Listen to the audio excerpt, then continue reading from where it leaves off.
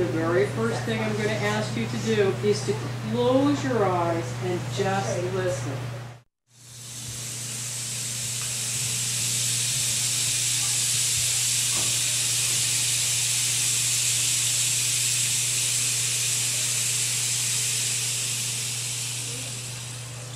Open your eyes.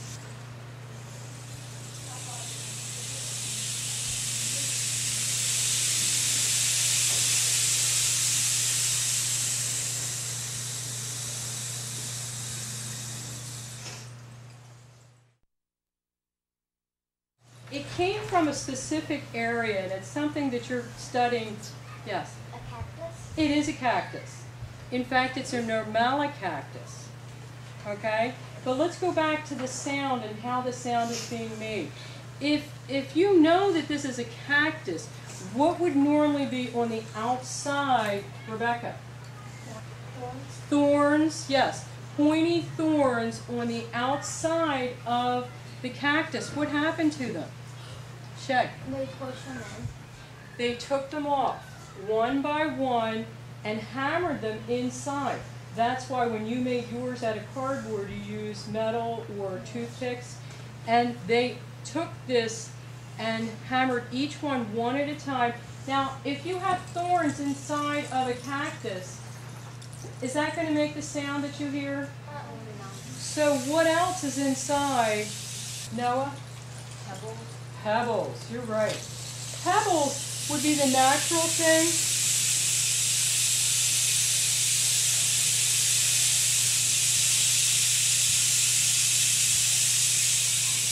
A lot of pebbles, okay?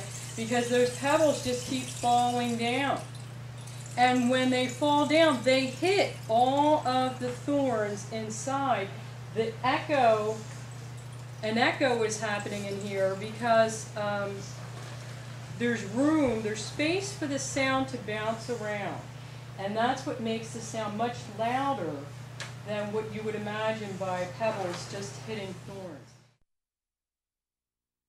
It looks like wood, and it looks like this might be a heavy branch, but if you come up and hold this, which I'm going to ask Jordan to come on up and you can actually turn this for a minute, okay? And turn it.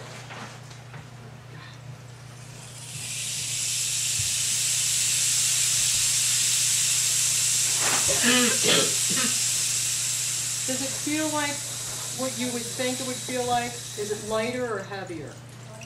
Much lighter. Okay, so a cactus is in general much lighter material than wood, than a stick. Would anyone be able to guess, you can be wrong, guess what desert this cactus, normala cactus, yes? Patagonia? No, but you're close. That's a good guess. Yes. Atacama? Can you say it louder? Atacama? Atacama. Yes, very good. And the legend goes like this. The Diakita Indians were planting their plants, fruits, possibly vegetables, and they had times in the desert where there was no water. And it wasn't easy a long time ago to just take the watering can out and hook up the hose. They didn't have a hose. It was a whole different situation. So there were times when the water wasn't plentiful. And we would call those times of, I heard it, you said it, times of drought.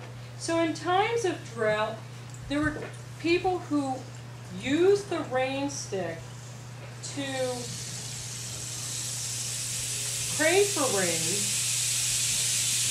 hoping that the clouds would move over their land and drop water from the clouds, rain on their plants, so the plants would have a chance to grow.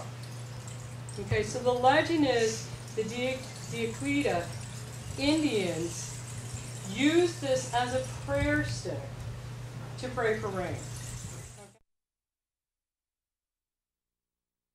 They're slightly bigger than a grain of sand. If I put a dot on the board, let me see if I can do this. That's how big it is.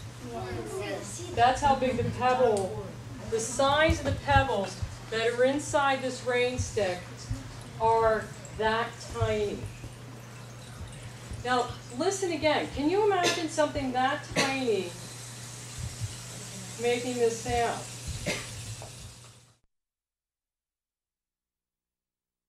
A rain stick would be a part of what group of instruments? There are really 4 different groups of instruments, and that's really a wonderful question. What are the names of the groups of instruments? Woodwind, brass, string, and percussion. Woodwind, brass, string, and percussion. So what group of instruments would the rain stick belong to? Yes. Percussion, exactly. Because in percussion, the sound is made by either hitting something, striking something, or hitting things together. In this case, what 2 things are coming together to make the sound, Colin? The spikes that are inside of it and the pebbles that are inside. The thorns, so the pebbles are hitting the thorns, that would make it a percussion instrument. If you were to write about this,